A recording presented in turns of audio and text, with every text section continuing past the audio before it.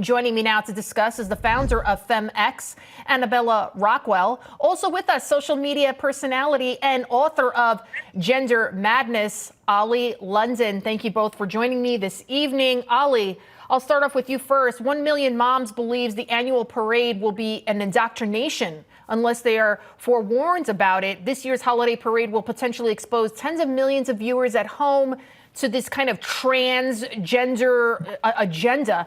Transgender people represent like 0.000 whatever of the population. So why are all these corporations and now even the Thanksgiving Day parade bowing down to it and trying to highlight these people?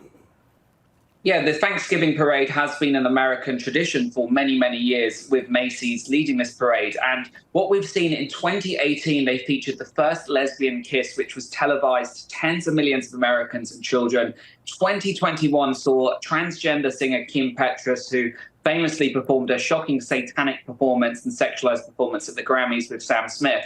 And this year now they are introducing non-binary and trans performers, which will again be seen by millions of kids. And Lydia, this isn't about just men in dresses, because, you know, most people don't have an issue with what people wear. This is about pushing a direct gender ideology on children and indoctrinating them, because we see Disney movies pushing non-binary characters, transgender characters, we see cartoons. And now this Thanksgiving parade, which is so popular with kids, pushing this gender ideology on them. It's subtle indoctrination. Absolutely. And then I was mentioning it to the producer. I was in Target and I saw gay nutcrackers. It's like, what's happening here? And then Santa in a wheelchair. My daughter was like, oh, my God, Santa's not going to be able to come down the chimney because they made him handicapped because they wanted to be more inclusive. So, Annabella, what do you think about these petitions like this one from 1 million moms? Will that give companies pause now before they do kind of try to push this woke agenda in the future? Well, first and foremost, it comes as no surprise that a major corporation would seize an opportunity like this to virtue signal. We know that the Pride movement is not about tolerance, it's about control. It's totally Marxist at its core. And what even gets me, though, is that Thanksgiving is about Americans coming together and practicing gratitude. Yet one of the headlining acts is Cher, and Cher was just quoted in People magazine saying that if the former President Trump were reelected, she's going to leave this country.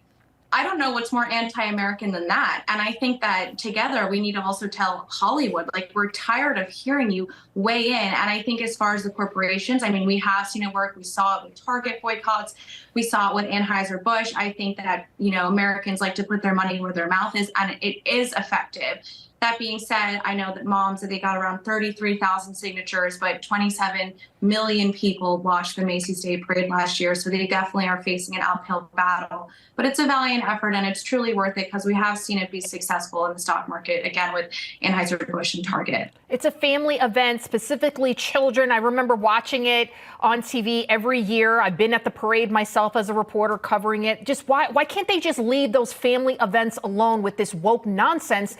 And Oli, speaking of woke nonsense, GQ putting a woman on its Man of the Year cover. There you have it. Kim Kardashian using her platform to tell the magazine what she learned from her late father, Robert Kardashian. What do you think about this? Why put a woman on? I mean, seriously, just leave the men to have their things and the women to have theirs. Like, why?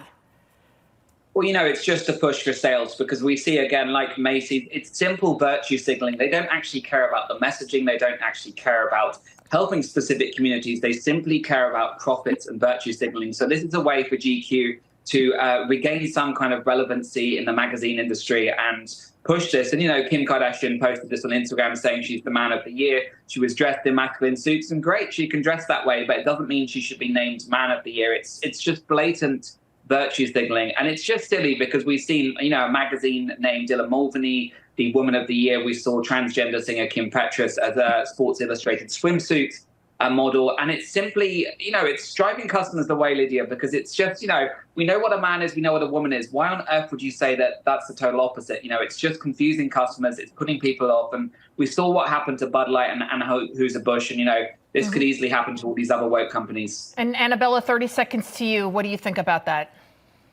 I just want to remind everyone that all these companies have ESG scores that they're getting from the big banks. So if they don't pull a stunt like this, they're not going to get funding. And where is that coming from? It's coming straight down from the World Economic Forum. So again, no surprise with the virtue signaling. These companies aren't going to get money if they don't do it. So, Americans, put your money where your mouth is and just boycott with your dollar, because that's kind of the power that we have. And vote in 2024, please. Absolutely. It's all make your voice count. Annabella Rockwell, Oli London, thank you both. Thank Great you. to see you.